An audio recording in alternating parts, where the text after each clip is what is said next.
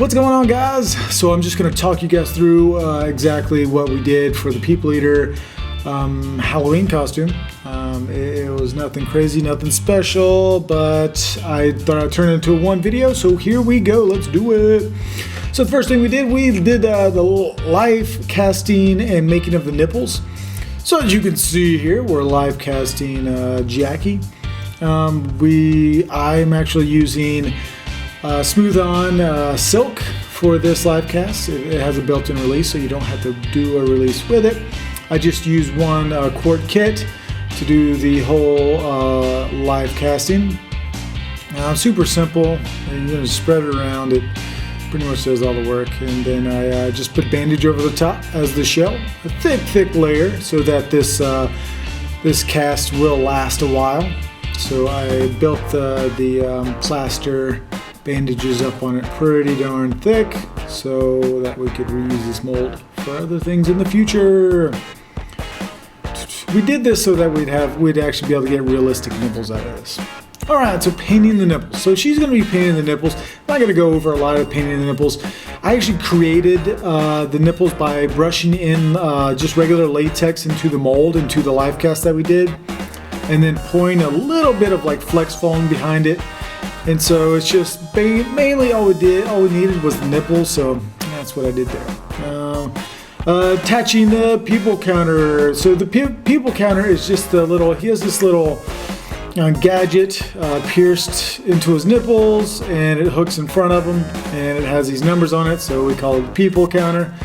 So I'm just gonna pierce the nipples that were painted and use a little bit of epoxy putty to attach it to the counter, and I also will spray paint it with some sort of like bronze metallic spray paint. But as you can see right here, I'm just attaching with a little bit of epoxy putty so that I can sand it down when it gets hard. That's what I'm doing right here. Smooth it out, make it look okay. Again, this is all super rush. We did this in just a week. All this, the nipples, the leg, everything in a week. So we just threw this thing together and thought it was fun. And there you go. That we have the nipples ready. They're pierced. The people counter is on there. This is what the final look of the nipples are. They look pretty good. The nipples could have been painted a little bit better, but it's all right. I'm sculpting the deformed leg. Alright, so this was a little bit longer. So we did this in one night. I do have a mannequin, so we sculpted it on a mannequin leg. And we just really threw down wet clay.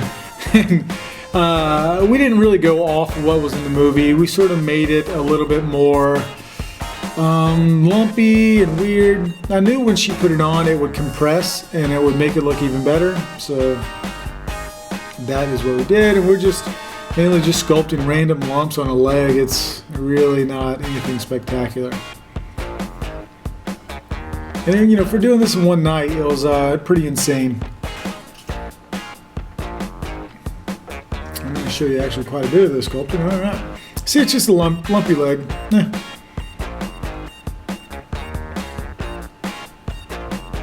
Alright, so we're almost done with it. Just adding clay and sculpting around it, mainly with the fingers, using like popsicle sticks, and that's about it. So we're molding the leg now. Let me tell you about this fiasco. We had no shims or anything to do a two-part Ultra Cal mold, so I used old postcards, which are right here. I have these old postcards, zombie postcards. Used a whole bunch of them. Did not put keys in this mold. If you're making a mold, make sure you put keys in it. This is more like a face-off mold. We're just going really quick. We don't really care. This is going to only be ran once. So we just sort of threw this thing together. So I sprayed a little bit of crystal clear on it just to see if it will release out of the mold a little bit better, a little bit easier. And now we're brushing on a layer of Ultra Cal. We're doing the detail coat basically, just trying to get a good layer on there. And again, even if it has bubbles in it or whatever, it doesn't really matter. This is a deformed leg. We're doing this super quick, super low budget, and in one night. So you gotta understand, we're not doing this too well. Yeah.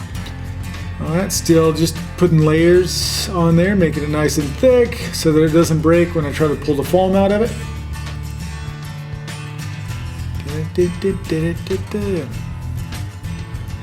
This is a messy job too. We're sitting on the floor in our garage. So now I have burlap where we drenched burlap in the stone and we're wrapping it. This is going to make it really strong. It's going to give it some sort of muscle for when you're trying to separate the mold and pull it apart. This is going to really hold it together. This is really key when you do any mold. You kind of want to reinforce it with some burlap or some hemp or something like that. All right, I'm just cleaning it up just a little bit after the end of it, just doing sort of like a beauty coat. Just, I don't know why. I mean, this is a really crappy mold, but I just sort of felt like putting a beauty coat. I mean, it doesn't even have keys in it, guys. That's insane not to have keys in a mold, especially a mold this big, but I made it work. I knew all I needed was one run of it, so. All right, now I'm just trying to pry it apart. It's really stuck on there. I put a lot of release in there, so it should just pop right off. But so I'm just using a screwdriver just to pop it off, and now I'm trying to separate it. There's a lot of clay in there. You got to break that suction. I'm trying to get it all out. There's a lot of weird lumps and curves in this thing, so it was kind of hard to break it apart. All right, there we go. Now I'm cleaning it out. It does it. It looks like it's easy cleaning it out right here. It's not easy at all. This is insanely hard, especially wet clay. You really got to use some water to rinse it all out and clean it out. If you're running foam latex in it, that's a problem. You want to be able to bake all the water out of it, but we were just doing flex foam in it. So now I'm prepping for flex foam. So what I did with the nipples is I brushed in latex into the mold and then ran some foam on the back of it. That's the same thing I'm doing here.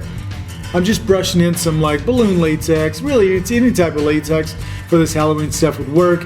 I'm just brushing in some simple, liquid latex into it to give the foam a nice skin. Actually, I'm trying to make it look like skin, so I'm brushing in some latex. And the latex is going to fold and wrinkle and look really good when it's compressed and it's on her leg. So I'm just brushing it into both sides, just like that. All right, I'm using a chip brush to brush it in there. And I had to do this the next day because I spent all night trying to clean out that mold. And so this is all the next day. And now the problem with that, with running the foam in that is not having keys. I had to clamp it together. It works. I'm not going to show you how I ran the foam in it. That was a messy situation. But this is it after I pulled it out. So that is the layer of latex right there. And now I'm just seaming it.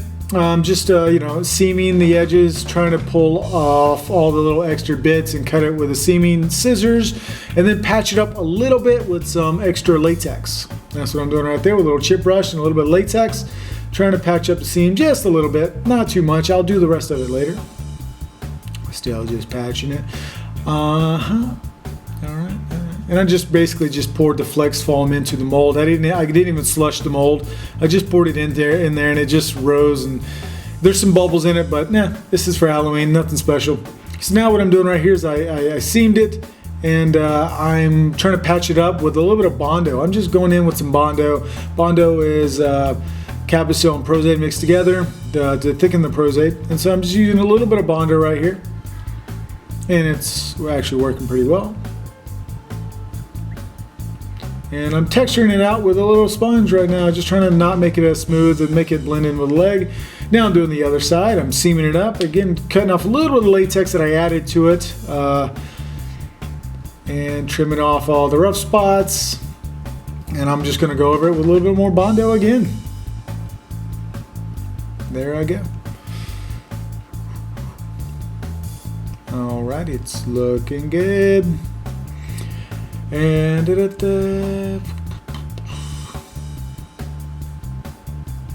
still just bondoing it up. And I used a like one of these tongue depressors a lot for sculpting it as well as patching it, like right now. Those things really come in handy. It's pretty awesome. I'm just smoothing it out with my finger. Now I'm going to paint the leg. Going in with a really simple paint job on this thing. Nothing too special. First thing I got to do is I'm going to pax it up. I'm going to put some nice flesh tone of Pax all over it, just with a chip brush, generic flesh tone. Not trying to match anything really. Just whatever color I mixed up that looks like a flesh tone, I just added to it.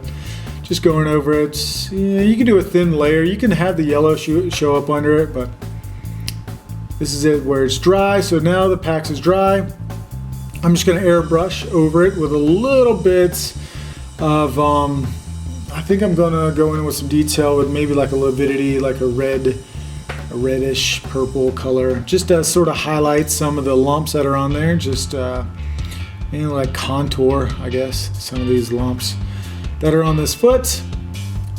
Give it a little bit of form when I do this.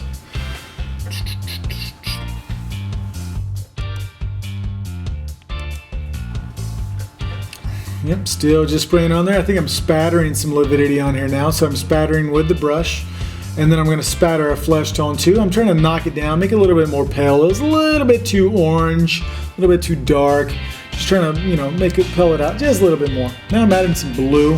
Blue is going to really knock down some of that orange look I have, and I'm just spattering it on there. Just trying to get rid of some of the blue. A little bit of brown now. Spattering a little bit of this brown on there. Just make it kind of dirty. It is a deformed foot. Let's just add a little bit of dirtiness on there.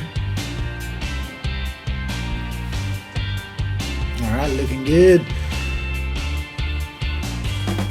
Spatter, spatter, spatter all day long. Going in with some more detail and some like spatter detail. Alright, here it is. It's coming together. It's still kind of orange.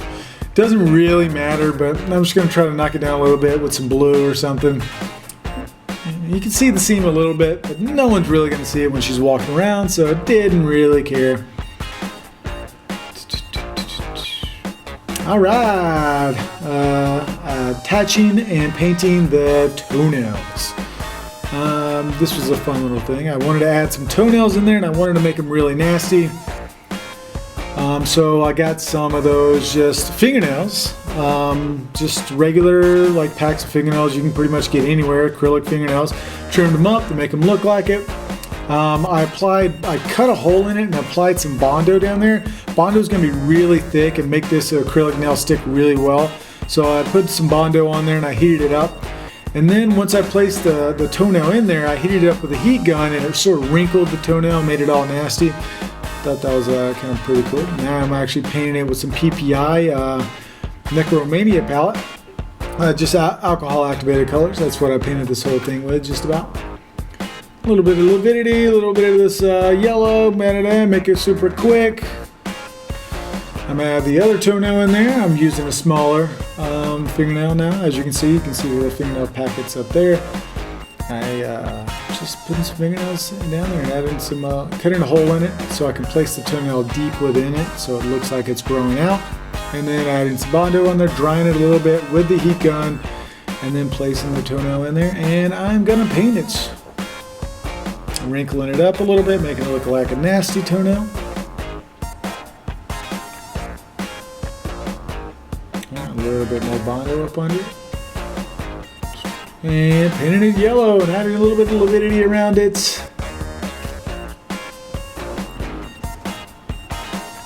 Alright, check it out. That's done, painted. Alright, molding the nose. Alrighty, so we already did a live cast of her nose a long time ago, so she sculpted this on it. And I am just going to mold it in some silicone. And this is just, I'm just putting some keys in it for the silicone. You generally want the keys to be a little bit wider, but I'm putting some keys in there just because it's going to be silicone. I want the silicone to lock into the mold. And she sculpted this out of Chavant, and I told her I'd mold it for her. So I sprayed a little bit of crystal clear in there and a little bit of mold release. Probably a little bit too much, but now I'm using a little bit of Smooth On. I can't remember what kind of mold. This is Rebound right here. This is Rebound by Smooth On. And this is like a brush on silicone, but I'm just going to pour it in there. I'm not going to put a ton in there so the nose is going to be sticking out, but I'm just going to brush it up on top of it to try to pile it on top of the nose. So that's enough. I mean, you don't need any more than that. So now I'm just sort of brushing it up onto the nose.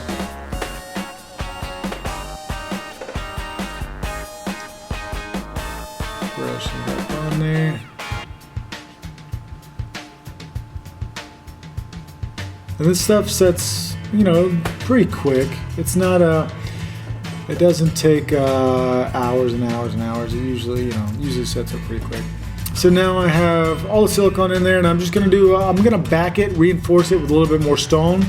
This is Ultra Cal that I'm pouring in there. I'm just gonna back it with this so that it will be sandwiched between two pieces of stone. This is gonna help the silicone keep its form. And now check it out. There it is. I cleaned it out. Looks nice. Fits together really well. So now I'm gonna run the nose in some urethane.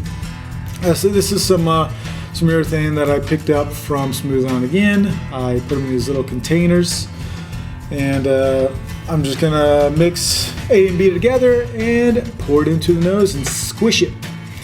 I'm gonna try to make sure I work it into all the little grooves as well.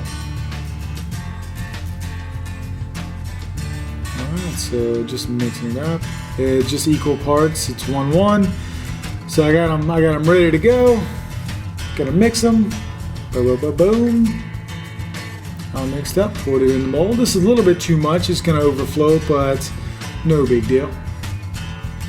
And there you go. Squish it, and you can see it all leak out. And that's the nose. I just spray painted it with a little bit of bronze color. Ran it in urethane. Added the chains on there. It looks awesome. All right, the People Eater makeup. People Eater makeup. I wanted to add a little bit of sort of mutated parts.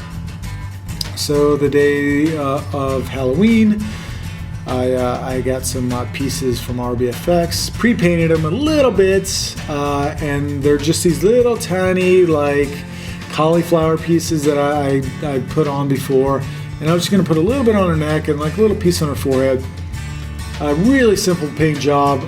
I just went in, so I'm gluing them down with Pros-Aid. I'm using a Delium Tool angle brush. It's like actually a liner brush, but I'm using the liner brush to glue it down. Really great brush. I suggest you go get one. And I've already started my makeup, as you can see. I already have my costume on and a little bit of my makeup on. Alright, just putting on the makeup. See how I'm doing it. It's looking really cool. It's almost pre-painted, it's not a little bit. We try to figure out exactly what we wanted to do. So now I'm just adding a flesh color that was, almost her skin color, almost a little bit, maybe around the edges, just to seal up the edges. And now it's pretty much blended. And now I'm gonna go in with some alcohol colors and blend it in better. Add a little bit of irritation in there. So alcohol colors, I'm using either PPI or European Body Art to do this. If it's if I'm using Lividity, it's PPI.